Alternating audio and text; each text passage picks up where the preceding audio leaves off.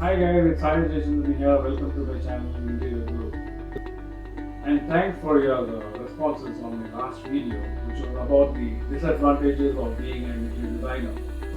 I received a lot of requests to make a video on general salary of interior designer. So I thought, why not make a video on it? So here it is.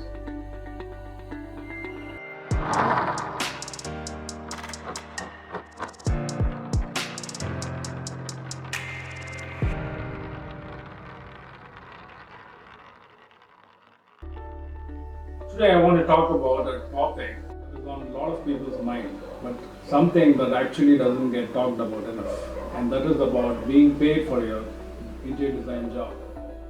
For some reasons, it's kind of taboo to talk about salaries and job payments. So today I'm bringing this video all about different levels of pay and salary for different types of interior design jobs. My findings is based on long years of experience that I have gained as an employee working for small and big MNC companies like Oracle and NetApp. So now I run my own firm for over a decade, which has given me a lot of insights into this industry. And if pay is something that is utmost important to you, then this video is going to help you know where to find the highest paying interior design jobs. So keep watching this video till the end, and also don't forget to subscribe and press the bell icon so that you don't miss out on any of my future videos. Without wasting time, let's get into the video. Now, obviously, I love interior design and I would definitely be doing it even if I wasn't being paid. Probably not so much, but let's be real. The reason we have careers is to make money sufficiently to make a decent living, to provide for our families, right? So, pay is definitely an important aspect of anyone's career and there's no shame about it. But interesting enough, the pay for interior designers can vary a lot depending on what type of interior jobs you have, where the job is, what kind of sectors you're working in. It can really make a difference on how much you're getting paid. As always, if you want to get really specific, I recommend doing your own research on sites like Indeed, Glassdoor, LinkedIn, PayScale, where you'll type in things like the position of interior designer, your years of experience, your location, and immediately it will give you a general range of expected salaries for that kind of jobs. But here is what you can expect. In general, if you are a freelancer, you can charge how much you want based on the job demands. Generally, your charges would range anywhere between 3,000 to 15,000 for a basic plan to complete a home design. What I mean by home plan is a 2 to 3 bedroom flat or individual house, which is a complete design. While you can make your own rates, but they do have to be competitive with the market. A client is not going to pay you a lot more than any other freelancer unless we have reason to charge that much. So it's always better to know what the market value of interior design in your city is. Then you can confidently charge in that range. But keep in mind, you need to charge for what you are worth. One quick thing about being a freelancer is that you can really charge what you want. But that money not only has to pay for your time actually doing the work, but also has to pay for your time getting the job running and all those other things that can go along with being a freelancer and just the design work. So when you're coming up with your freelance rate, you should take that into consideration, all these aspects. Alright, so if you want to work for a small agency, in my experience, I will say that salary generally tends to be anywhere between 10,000 to 15,000 per month. And I'll tell you why. Typically, small companies who are always struggling for new businesses, always going out for sales pitches, always sending quotations and things like that. They may not have a steady work, they may not have clients that are on contract for a long period of time, which means that they constantly have to hunt for new business to keep up with the revenue. So, because they tend to pay designers as much low as possible, you may not expect to get a good competition, which might not even be up to the industry standards. A lot of companies also hire professionals straight out of college, which we call freshers. And because of that, you may not have a lot of experience in negotiation and even practical work. Generally, freshers are paid anywhere between 8,000 to 12,000 per month. A lot of time, these agencies will pay a minimum amount that they can get away with. As it grows to the company, a lot of times your pay does not keep up with you. So unfortunately, these are some things to look out for. even I've encountered in my own experience. But that's not to say you shouldn't work for an agency. These can be really fun jobs. You can get a lot of great experiences. A lot of designers end up spending most of their career in agencies and they don't regret it. When it comes to startups, salaries at startups can really vary.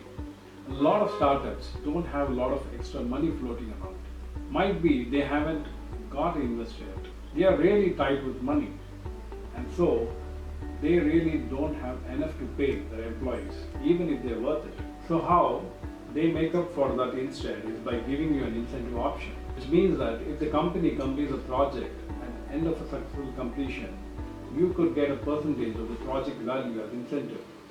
Generally, the salaries might be between 15,000 to 30,000, and the incentives will be between 0.5% to 3% of the project value, actually, based on your contribution in the work as well.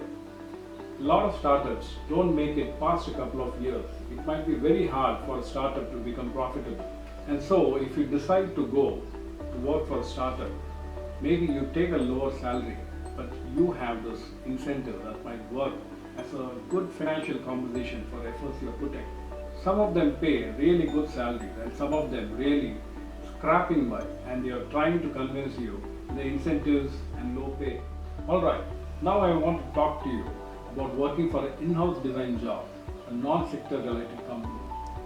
Now in my experience, I've actually worked for one of an in-house job, but based on the job posting, they tend to pay pretty well.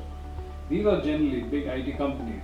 They have a lot of money, a lot of resources, which they have based on their experience and years of reputation which they have built. They are stable, so they can afford to pay good salary for the employees. And what's nice about in-house job is that once you are hired, there's usually a pretty clear path as far as positions. They make you aware of the process of how to actually advance, and that could be a way for you to increase the salary as long as you're there.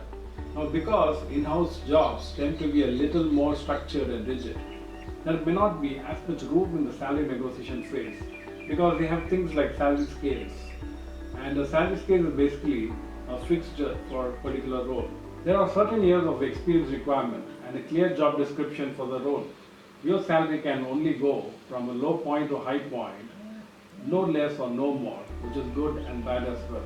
So you at least have to fall within this range. They have strict budgets and they are very particular about how their money is allocated. And so once you sort of hit the edge of the salary scale, you really can't get much more of a salary unless you get promoted to a higher level of salary.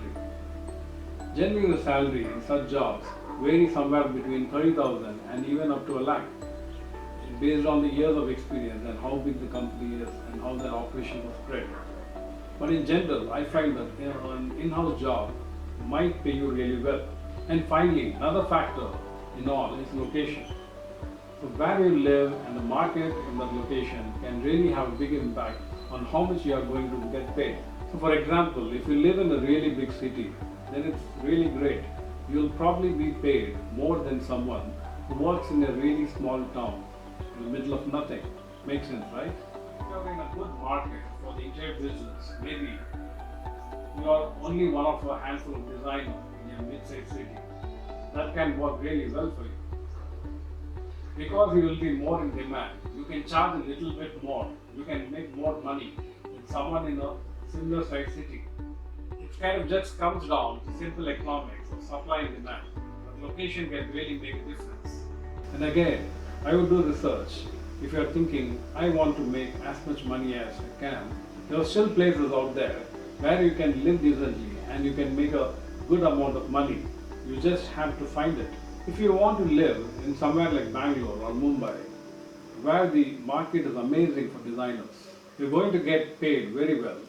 Just know that your cost of living is going to be expensively ridiculous as well. So something to consider. And lastly, I want to say that your pay can really vary depending on the industry you're working in. So certain industries like the wedding industry I'm talking about, nowadays designers are involved in designing for big fat weddings where the money is ridiculously huge. So if you can get in the wedding business, you will make good earnings.